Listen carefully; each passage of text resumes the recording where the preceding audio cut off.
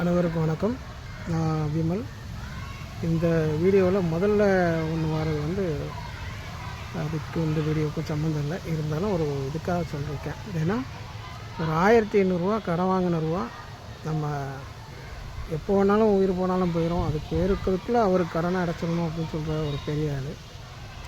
அடுத்து வரக்கூடிய வீடியோ வந்து லைன்ஸ் கிளப்பு, அரிமா சங்கம் அவங்க பேரில் வந்து மிஷின் வாங்கினாங்க. நாளை தரேன்னு சொல்லி வாங்கினது கிட்டத்தட்ட 3 மாதம் ஆகுது. அது தரதுக்கு என்னெல்லாமோ சொல்லி எப்படிலாமோ பிரட்டி போய்கிட்டே இருக்குது. அதுக்கு அடுத்து வந்து செல்வன் ஒருத்தர் செயலாளரும் ரொம்ப சொன்னார். அவர் நான் தரையா அப்படின்னாரு. அவர் 1 மாதம் வரைக்கும் ஆகி இன்னும் ரூபா தந்த பாடில்லை. ஃபோன் அடித்தாலும் எடுக்க மாட்டார், மெசேஜ் போட்டாலும் பார்க்க மாட்டார். ஏன்னா ஸ்பான்சர்ஸ் வந்து எல்லாருமே அவங்களுக்குன்னு ஒரு ஆளை கூட்டிகிட்டு வந்துடுறாங்க. புரியுதா? ஒருத்தர் வந்து ஒரு மிஷினுக்கு ரூபா கொடுக்குறாருன்னா அந்த மிஷினுக்கு ஆளே அவரே கூப்பிட்டு வந்துடுறாங்க. அப்படிங்கும்போது இவங்க ஏதோ உள்ளடி வேலையில் அந்த ரூபாயை வந்து விரட்டிட்டாங்க. நமக்கு ரூபா தர முடியலை, கையிலேருந்து கொடுத்துடக்கூடாது அப்படிங்கிறதுல ரொம்ப கட்டணைட்டாக இருக்காங்க. ஏன்னா இது எப்போதுமே எல்லாத்துக்குமே நல்லா இருக்காது.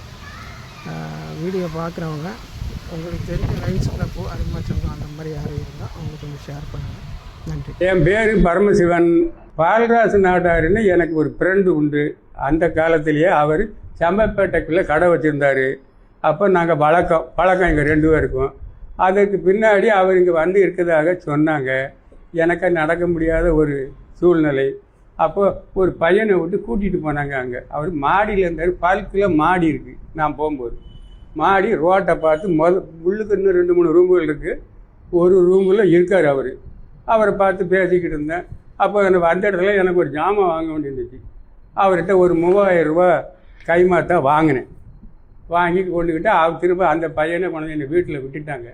அப்போ ஒரு வாரம் கழித்து அவர் கோயம்புத்தூரில் குடியிருக்கிறதாக என்கிட்ட சொன்னார். கோயம்புத்தூரில் குடும்பம்லாம் இருக்குது பரமசிவம் அப்படின்னு சொன்னார். அப்புறம் அது மறுவாரம் வரையில் அங்கேருந்து வந்திருக்காரு. வந்தோடனே நீ எங்கே இருக்கேன்னு கேட்டார். நான் என் காம்பஸில் இருக்கேன் ராசா அப்படின்னு சொன்னேன். அவர் வாங்க இப்போ வந்து என்னை பார்த்து போங்களேன். இல்லை நான் வாரம் உங்களை பார்க்கத்தான் வந்தேன் அப்படின்னாரு. அங்கே வந்திருக்கும்போது ஒரு 1500 ரூபா கையிலேருந்து கொடுத்துட்டேன். மீதி 1500 ரூபா கொடுக்கணும். என்னால் இப்போ நடக்க முடியாத சூழ்நிலை. வயசு 84 ஆச்சு. நான் எந்திரிக்கவே முடியாது. இருந்தாலும் அதை கொடுத்துட்டு சாகணுமேன்னு நினைக்கேன். அதுக்கு அவரை தேடி அலைகிற கிடைக்க மாட்டேங்க. பல்கெல்லாம் விசாரித்தேன், முடியலை.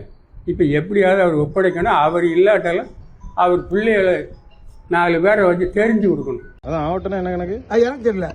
2 நாள்ல வருமா வராது? வராதுன்னா வரும் நினைச்சுன்னா வரும், வராதுன்னா வராது. அது எப்படி எனக்கு தெரியல. என்ன ஆமா, வரும்னா வரும், வராதுன்னா வராது. இல்ல டெய்லியும் நாளைக்கு அது என்ன கணக்கு? அது எனக்கு தெரியல. எனக்கு தெரியலன்னா வேங்க நாளைக்கு எப்படி தெரியாம இருக்கும்? இவர் தாரங்காரு தார வச்சு நான் பேசுவேன். வரும்னா வராது, வராது. சாக்கு வாங்கிட்டு போயிட்டு வரும்னா வராதுன்னு நினைச்சுக்கியா? நீ டேப் எடுத்தாலும் அதெல்லாம் பேர முடியும். இதோ இந்த பூச்சாண்டிக்கெல்லாம் பேர முடியும். இந்த பூச்சாண்டி பிடிச்சலாம் ஏன் நான் பேராத? நீ டேப் எடுத்தோன்னு நான் எத்தனை பார்த்துருப்பேன். பாருங்க, எனக்கு வயசு 24. என் வயசுல 3 மடங்கு வயசுல நான் பாத்தேன். அதை பத்தி பாத்துக்க. என்னப்பா இங்க இல்ல, என்னப்பா ஒரு நாட்டுல ஒருத்தனை பாத்துட்டேன். 7000 ரூபாய்க்கு இப்படி பண்ணது வந்துட்டு